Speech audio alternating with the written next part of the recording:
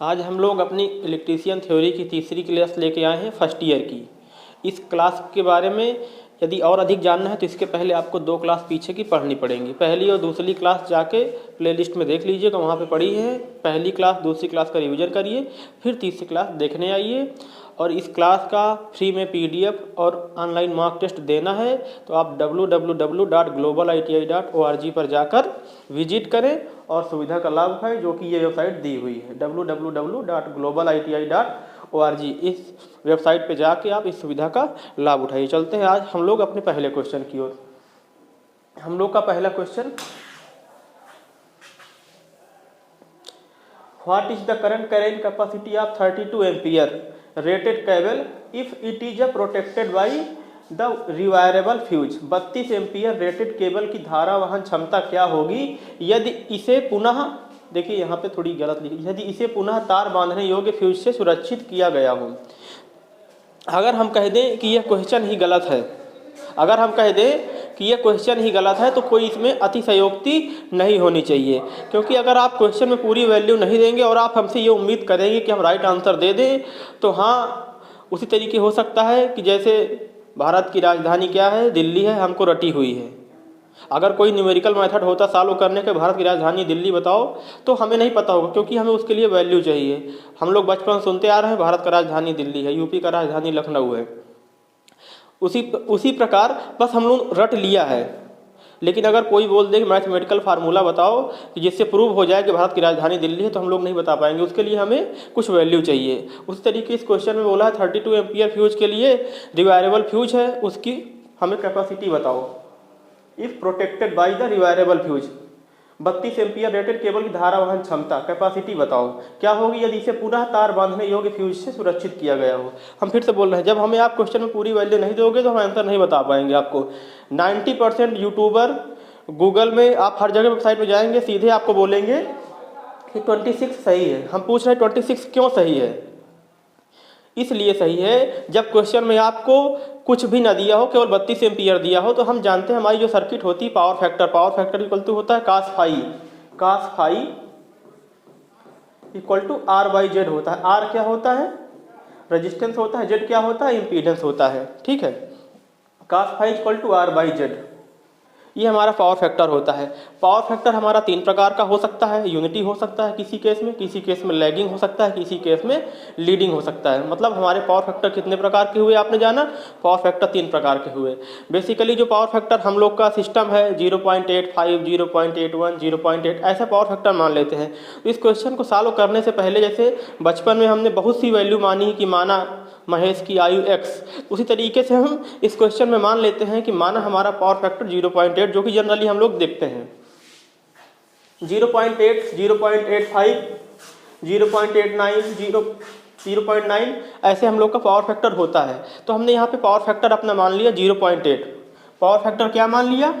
0.8। cos phi equal to जो R/Z आया हमारा कितना आया? 0.8। जनरली यही होता है, बेसिकली पावर फैक्टर हमारा 0.8 होता है। ठीक है, 0.8 मान लिए हम पावर फैक्टर अपना। अब हम पावर फैक्टर निकाल 26 इंटू 0.8 करेंगे, 32, जो कि हमारी वैल्यू दी हुई है 32। क्वेश्चन का कीवर्ड पहचानेंगे क्या क्या दिया है। 32 इंटू 0.8 मल्टीप्लाई करेंगे, नियर अबाउट 25.5 आ जाएगा। उसी के बेस पे हम बोल सकते हैं यहाँ पे 25.5 दिया नहीं है, ना ही एग्जैक्ट पावर फैक्टर दिया है हमारे पास कि हम उतनी, अगर हमें एग्जैक्ट पावर फैक्टर दिया होता तो भी कोई दिक्कत नहीं थी। अगर एग्जैक्ट पावर फैक्टर दिया होता 0.81, 0.85 तो हम उसी को पुट करते, लेकिन यहाँ पे हमने 0.8 इसलिए रख लिया कि जनरली यही होता है।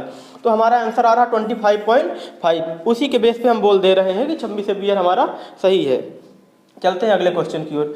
अगला क्वेश्चन हमारा बोल रहा है what is the possible range to measure the size of the wire in standard wire gauge. हमने बताया था, आपने बचपन से मेजरमेंट सीखा होगा। फिट में कोई घर के ताऊ वगैरह होते हैं, ऐसे मेजर करके बता देते हैं कि 1 फीट हो गया। बहुत से लोगों का अपना अनुमान होता है, जब क्रिकेटर कैच लेता है तो उसको पता होता है इतनी रेंज में मैं पीछे आऊँगा, ऊपर की ओर देखूँगा, उसकी एक रेंज होती है तो मैं कैच ले लूँगा आसानी से और मुझे चोट भी नहीं लगेगी। सबकी अपनी एक रेंज होती है कि मैं 5 मिनट में 200 मीटर दौड़ सकता हूँ या 5 मिनट में 300 मीटर दौड़ सकता हूँ। उसकी एक रेंज है कि मतलब यहाँ से स्टार्ट करेगा और वहाँ तक 300 मीटर तक दूरी तक 0 से 300 मीटर तक चला जाएगा कितने मिनट में, 5 मिनट में। उसकी अपनी एक रेंज है। हमारी स्केल होती है, कोई 15 सेंटीमीटर मेजर करती है, कोई 20 सेंटीमीटर मेजर करती है। तो जो हमारी स्केल है उसका जो मिनिमम पॉइंट है 0 होता है टू मैक्सिमम, उसके बीच में जो इफेक्टिव स्पान होता है उसके बीच की दूरी को हम रेंज बोलते हैं। जैसे हमारी स्केल 0 to 15 है तो 0 to 15 के बीच जो हमारी डिस्टेंस है उसी को हम रेंज बोलते हैं। तो हमारा जो SWG होता है स्टैंडर्ड वायर गेज, इसकी स्पान कितनी होती है 0 to 36 जनरली।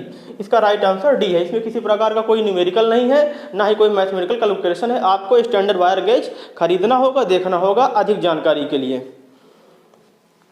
अगला क्वेश्चन बोला है what is the name of the wire joint, इस तार जोड़ का नाम क्या है। देखो बचपन में अभी आपने कभी सुना होगा, आपके बुजुर्ग माता पिता या दादा दादी कोई होंगे, वो पाते हैं ना जब रिटायरमेंट के बाद पेंशन मिलती है या वेतन मिलता है, तो उनको जब साल भर हो जाता है तो कभी कभी देखते हो कि बोनस मिला है, त्योहारी बोनस मिलता है, टीए सुविधाएं मिलती हैं। तो कभी कभी उनके मुंह से शब्द सुना होगा कि आपको उनका एरियल इस महीने मिला है, तो उनका जो पेंशन 11,000 था इस महीने 13,000 रुपये मिला है, क्योंकि एरियल साथ में जुड़ गया। एरियल का मतलब ये होता है एक्स्ट्रा, अलग से व्यवस्था। एरियल का मतलब समझे तो जैसे अभी कभी कभी आपने देखा है कि एंटीना होते हैं, उसमें देखा होगा, अभी कोई बहुत अच्छा एग्जाम्पल मेरे दिमाग में नहीं आ रहा, जो आपके कार वगैरह होती हैं उसमें भी, चलिए ठीक है बताता हूँ। तो एरियल का मतलब, मेरे कहने का मतलब जो एक अलग से एक्स्ट्रा पार्ट है वो आया हुआ है। तो देखो यहाँ पे एरियल निकला हुआ है।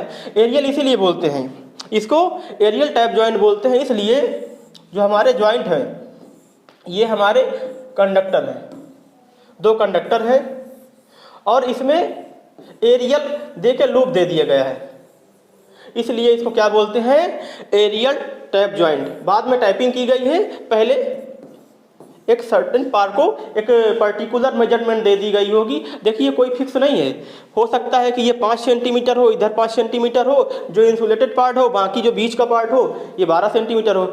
ये एक्चुअल मेजरमेंट आपको जो है निमी की बुक में मिल जाएगी, लेकिन जब इन प्रैक्टिकल फील्ड में जाओगे तो वहाँ पे देखा जाता है ज़रूरत क्या है। ये जॉइंट हम अपनी ज़रूरत के हिसाब से लगाते हैं, ना कि मेजरमेंट के हिसाब से लगाते हैं। थ्योरी बहुत अलग है पढ़ना और उसको प्रैक्टिकल करना उससे भी ज़्यादा अलग है। तो इसका जो हमारा राइट आंसर है वो कौन सा हो जाएगा, एरियल टैप जॉइंट। एरियल देख के जो हमने टाइपिंग की है इसीलिए इसको नाम के आधार पर बोलते हैं aerial tap joint.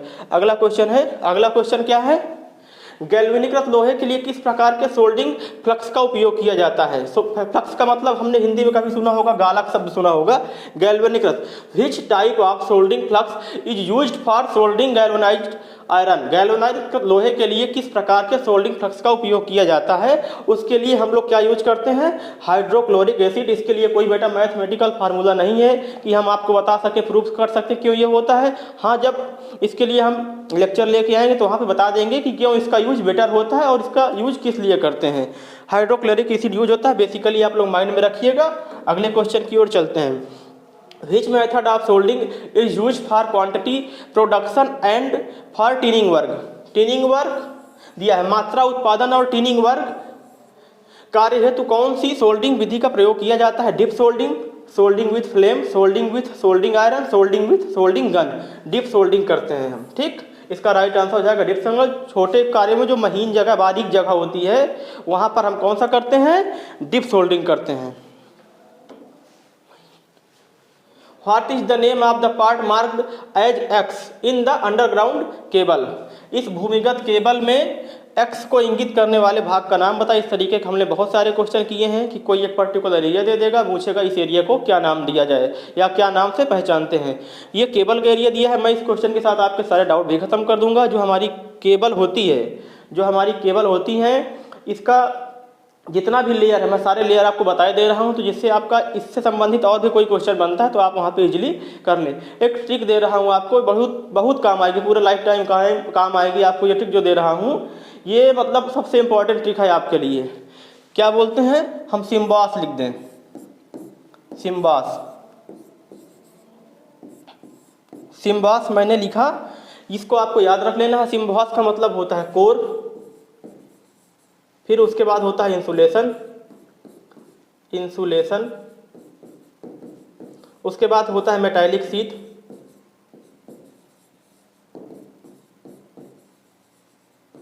Metallic sheet, उसके बाद होता है बेडिंग, उसके बाद होता है आर्मरिंग, उसके बाद होता है सर्विंग, उसके बाद होता है सर्विंग। ये इसकी लेयर होती हैं। अगर हम पहली देखिए स्टार्टिंग इधर से करें, यहाँ से हम नेमिंग कर दें 1 2 3 4 5 6, ये इसके 6 पार्ट हो गए। हमसे क्या पूछा है? तीसरा पार्ट पूछा है। कौन सा पार्ट पूछा है? तीसरा पार्ट पूछा। देखिए इधर से स्टार्ट है आपकी, ये आपकी पहली है। अगर हम गिनती उधर से लिख दिए हैं, अगर इधर से देखें, हम सिम्बॉस की इधर से देखें तो आपका जो इधर से गिनती होगी 1 2 3 4 5 6, इस प्रकार गिनती होगी। तो नीचे से स्टार्ट करते हैं। देखिए सर्विंग हो गई, पहली लेयर हमारी किसकी हो गई? सर्विंग की हो गई। दूसरी लेयर किसकी हो गई? ये आर्मरिंग की हो गई। और तीसरी लेयर की बात पूछा है। देखिए तीसरी लेयर पे यहाँ पे क्रॉस लगाया हुआ है, यहाँ पे एरो लिया हुआ है, पूछा तीसरी लेयर कौन सी है? तो ये हमारी लेयर है बेडिंग की। इसका राइट आंसर हो जाएगा बेडिंग। इसका राइट आंसर हो जाएगा बेटा बेडिंग। चलते हैं अगले क्वेश्चन की ओर। अगला क्वेश्चन हमारा क्या है? What is the name of XLP. XLP दिया हुआ है, इसका फुल फॉर्म पूछा है। तो इसका फुल फॉर्म होता है क्रॉस लिंक्ड पॉलीएथिलीन। इसका फुल फॉर्म होता है क्रॉस लिंक पॉलीएथिलीन। इस केबल का क्या नाम हुआ? Cross link polyethylene. ये इसका फुल फॉर्म हुआ, इसको याद रखिए। अगला क्वेश्चन है भूमिगत केबल में सर्विंग परत का उपयोग क्या है? What is the purpose of serving layer in underground cable? Protect the cable from moisture, protect the cable from mechanical injury, protect the metallic sheath against horizon, protect armouring from atmospheric condition. ये आपका right answer है। Protect armouring from atmospheric. हमारे armouring को देखिए, हमारे armouring को पूछा है सर्विंग। सर्विंग और क्या होता है? सिम्बॉस। जब भी आपको दिक्कत हो तो आप इसे तुरंत लिख लीजिए सिम्बॉस। ये पूछा है सर्विंग। सर्विंग हमारी सबसे बाहरी लेयर है सर्विंग। ये बोल रहा है सर्विंग लेयर अंडरग्राउंड में क्या काम करती है? तो यह क्या करती है? हमारे आर्मरिंग, देखिए सर्विंग के नीचे आर्मरिंग होती है, तो क्या करती है? उसको सुरक्षा प्रदान करती है। किससे? जो एटमॉस्फेरिक टेम्परेचर, बाहर का टेम्परेचर किसी प्रकार का भी हो सकता है धूल धुआं हो सकता है आंधी तूफान हो सकता है पानी हो, किसी प्रकार का भी टेम्परेचर हो सकता है। यहाँ पे लिखा एटमॉस्फेरिक, वायुमंडलीय जो टेम्परेचर, किसी प्रकार का कोई भी कंडीशन होगी, इंसुलेशन तो डैमेज करवे करेगी। तो इसके लिए क्या होगा? Right answer armouring. Protect the armouring from atmospheric condition, क्योंकि सर्विंग की बात किया है। अगर आपसे पूछता है तो आर्मरिंग क्या करता है, तो ये बेडिंग की रक्षा करता है। बेडिंग क्या करता है? मेटालिक शीट की रक्षा करता है। मेटालिक शीट क्या करता है? इंसुलेशन रक्षा करता है। इंसुलेशन क्या करता है? कोर की सुरक्षा करता है। इस तरीके सबका अगर उधर से देखेंगे तो अवरोही क्रम है, इधर से देखेंगे तो आरोही क्रम है। ठीक, आरोही आप लोग खूब अच्छे से जानते हैं, उसको बताने की जरूरत नहीं है। अगला क्वेश्चन पूछा है लूप टेस्ट में भूमिका। देखिए ये टेस्ट दिया हुआ है, सर्टिफिकेट दिया हुआ है। ये दो प्रकार के होते हैं, मुरले लूप टेस्ट, वार्ले लूप टेस्ट। ठीक है, मुरले लूप हम जब पढ़ते थे तो हम बल्ले टेस्ट के नाम से जानते थे। तो ये मुरले लूप टेस्ट और वार्ले लूप टेस्ट दो प्रकार के परीक्षण होते हैं। दोनों का हम शॉर्ट सर्किट कंडीशन में यूज करते हैं। और किसके बीच होता है, जब हम आएंगे इसके बारे में डिटेल से आपको जानकारी दे देंगे। तो यहाँ पे जो बेसिकली होता है किसके लिए होता है? शॉर्ट सर्किट फॉल्ट के लिए हम इसका परीक्षण करते हैं।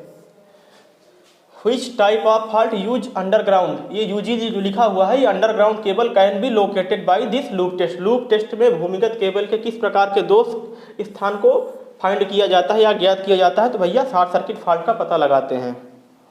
यहाँ पे एक चीज़ और बता दें, कभी कभी आपसे एक पेपर में दे देगा कि अगर आपको फॉल्ट पता करना घर में बताएं। एक एग्जांपल देते हैं, जैसे आपकी घर की वायरिंग है, उसको आपको उसमें आपकी शॉर्ट सर्किट हुई है, आपको कंटिन्यूटी चेक करनी है कि हमारी वायर कहाँ से डैमेज हुई है। तो आप कंटिन्यूटी चेक करने के लिए वायर का हमारा जो मल्टीमीटर होता है, उसके जो वायर के हमारे फर्स्ट टर्मिनल होते हैं और जो लास्ट टर्मिनल होता है उसको कनेक्ट करते हैं। यदि हमारी कंटिन्यूटी बता देता है या मल्टीमीटर से आवाज़ आती है, शायद नॉर्मल सी छोटी घंटी जैसे आवाज़ आती है, बेल जैसे बजती है, बिल्कुल हल्की सी, तो आप समझ जाते हैं कि हमारी कंटिन्यूटी सही है। यदि आवाज़ नहीं आती मल्टीमीटर से हमारे, तो आप जानते हैं कि कहीं ना कहीं हमारी केबल शॉर्ट है।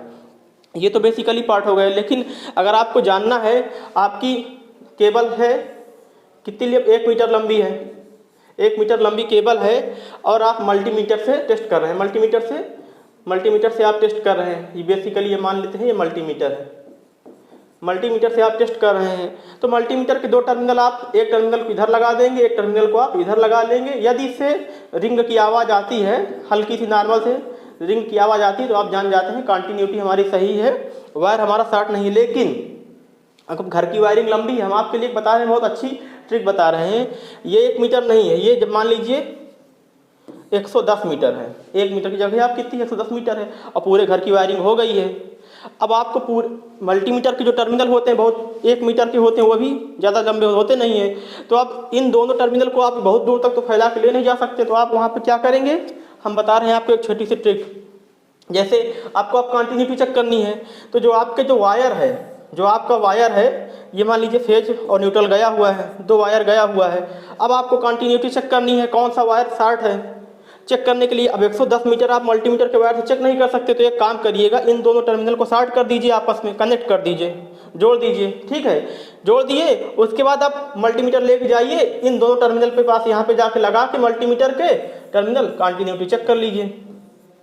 ठीक है, ये बहुत आसान तरीका आपको बताया हमने कंटिन्यूटी चेक करने के लिए। आप इस तरीके से कंटिन्यूटी चेक करते हो जाके, यदि रिंग की आवाज़ आती है उससे, तो जानिए कि हमारी वायर का जो शॉर्ट सर्किट है, मतलब शॉर्ट सर्किट नहीं है, वायर सही है, वायर हमारे कहीं से टूटा उटा नहीं है, वायर की कंटिन्यूटी सही है। यदि आवाज़ नहीं आ जाती तो जानिए कहीं ना कहीं फॉल्ट है। ये घरेलू ट्रिक बताई मैंने, घर में जो आपकी वायरिंग में नॉर्मल फॉल्ट आते हैं उसके लिए है, इसका और इससे कोई संबंध नहीं है। मैंने सिर्फ आपकी जानकारी के लिए बता दिया। ये बहुत बड़े जगह पे पैमाने पे काम भी नहीं आने वाला, सिर्फ घर में जो आपका जो होम इक्विपमेंट है वहाँ पे नॉर्मल छोटी छोटी वायरिंग होती है, इस कमरे से उस कमरे, वहाँ के लिए बेसिकली व्यवस्था होती है।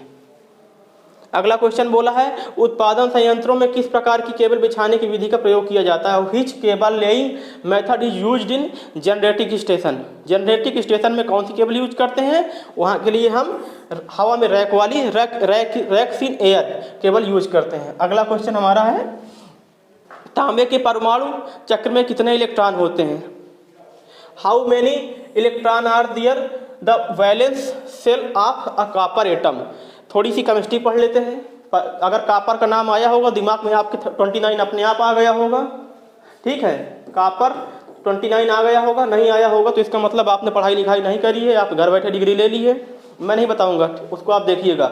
How many electron are there in the valence shell of copper atom. तांबे के परमाणु के आबंध चक्र में कितने इलेक्ट्रॉन होते हैं मैं बता देता हूँ। अपने केमिस्ट्री थोड़ी सी केमिस्ट्री की चर्चा कर लेते हैं। कोष पढ़े हैं, ठीक है, SPDF KLMN पढ़े हैं। SPDF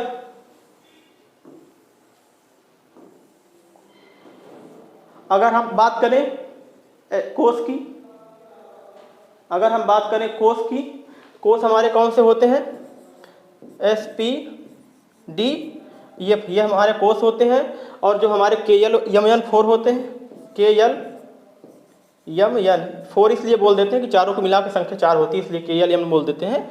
ये हमारे उपकोष होते हैं, ये हमारे कोष होते हैं। ठीक, KLMN। अब इनमें जो हमारे इलेक्ट्रॉन होते हैं किस प्रकार होते हैं, इसका फार्मूला होता है 2n स्क्वायर। फार्मूला होता है 2n स्क्वायर। KLMN का फार्मूला क्या होता है, 2n स्क्वायर। अब देखिए 2n स्क्वायर में पहले के लिए अगर हम 1 मान लें, दूसरे के लिए 2 मान लें, तीसरे के लिए 3 मान लें, चौथे के लिए 4 मान लें। हम हमेशा थोड़ा सा सैद्धांतिक रूप से पढ़ाने की कोशिश करते हैं। तो अगर हम मान लें 1 2 3 4 चारों के लिए, इसमें वैल्यूम पुट कर दें 2 × 1 का स्क्वायर, 2 × 2 का स्क्वायर, 2 × 3 का स्क्वायर, 2 × 4 का स्क्वायर। ये हमारा कितना हो जाएगा, 2 8 18 32। ठीक, 2 8 18 32 ये आपका निकल आएगा। 2 8 18 32 ये संख्या आपकी निकल आएगी। पूछा है कि कॉपर में वैलेंस इलेक्ट्रॉन कितना बचेगा लास्ट वाले के लिए। जब आप सारे इलेक्ट्रॉन फिल कर लेंगे एक तरफ से, जब सारे इलेक्ट्रॉन फिल कर लेंगे एक तरफ से, तो आपके पास कितना बचेगा, देखेंगे कि यहाँ पे वैलेंस इलेक्ट्रॉन 1 बचेगा, क्योंकि यहाँ पे आप 2 इलेक्ट्रॉन रख सकते हैं। तो यहाँ पे आपने 2 इलेक्ट्रॉन रख दिए। कलर चेंज कर देता हूँ थोड़ा सा, यहाँ पे मैं कलर चेंज कर, यहाँ पे 2 इलेक्ट्रॉन आपने रख दिए। दूसरे वाले में कितने रख सकते हो, 8 रख सकते हो। यहाँ पे 8 रख दो, 2 2 4 2 6 इसमें कितने रख सकते हो? 18।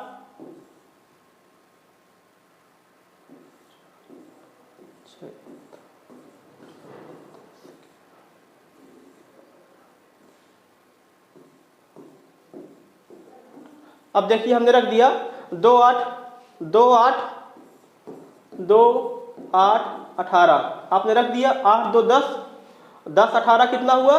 28। कॉपर के लिए होता कितना है? 29। तो एक इलेक्ट्रॉन आपका बचेगा, किसमें रहेगा?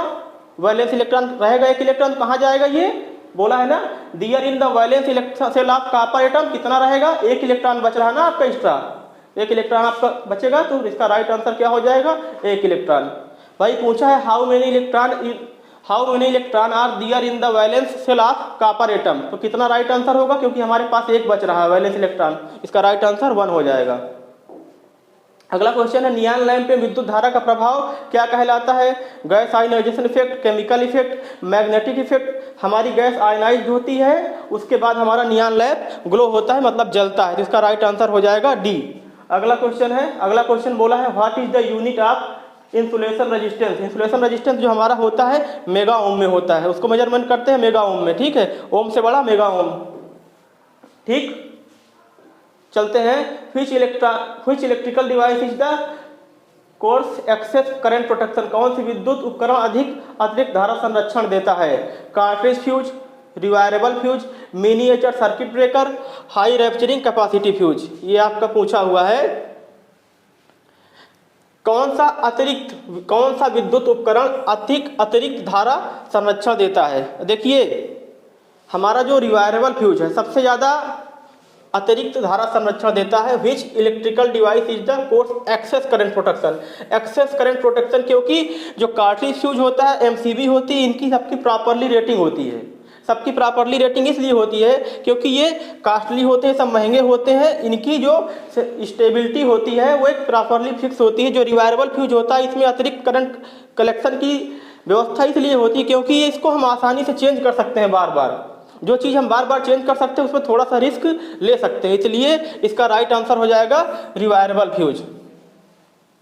अगला क्वेश्चन है लाइन में चालक की लंबाई बढ़ाने हेतु किस प्रकार के जोड़ का उपयोग किया जाता है? सिरोपरि लाइन में कंडक्टर की लेंथ, जैसे मान लीजिए हमारा कंडक्टर, हमने भाई क्या होता है कभी कभी कंडक्टर टूट गया, उसके बाद गए उसको जोड़ने लगे तो हो सकता है कुछ पार्टिकल उसके जो छोटा सा है 1 सेंटीमीटर 2 सेंटीमीटर टूट के दोनों तरफ से टूट गए हो, तो उतनी लेंथ उसकी छोटी हो जाएगी। अब वहाँ पर इस प्रकार दोनों को कनेक्ट तो करना ही है सप्लाई चालू करने के लिए, तो इस प्रकार कनेक्ट करने के लिए हम कौन सा जोड़ लगाते हैं?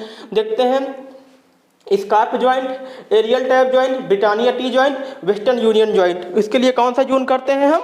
वेस्टर्न यूनियन ज्वाइंट यूज करते हैं, ठीक है। वेस्टर्न यूनियन ज्वाइंट आपको हमने दिखाया है, कहीं अभी लाए नहीं है, अगली क्लास में हम आपको वेस्टर्न यूनियन ज्वाइंट दिखाएंगे, उससे हम अपनी लेंथ इंक्रीज कर सकते हैं। वेस्टर्न यूनियन ज्वाइंट से दिखाएंगे आपको, अगले क्लास में हम वेस्टर्न यूनियन ज्वाइंट का जाप जो है बना हुआ लेकर के आएंगे, आपको प्रत्यक्ष दिखाएंगे भी। ये रहे आज के हमारे शानदार धुआंधार 15 क्वेश्चन की सीरीज। मिलते हैं अगले क्वेश्चन में, अगली क्लास में अगले नए क्वेश्चन के साथ। तब तक के लिए नमस्कार। आप लोग पढ़िए, अगर कोई डाउट है तो फिर आगे दूर किया जाएगा। अगर इस क्लास से आपको जानकारी मिल रही है तो उन बच्चों को भी शेयर करें जो इस सुविधा से वंचित हैं।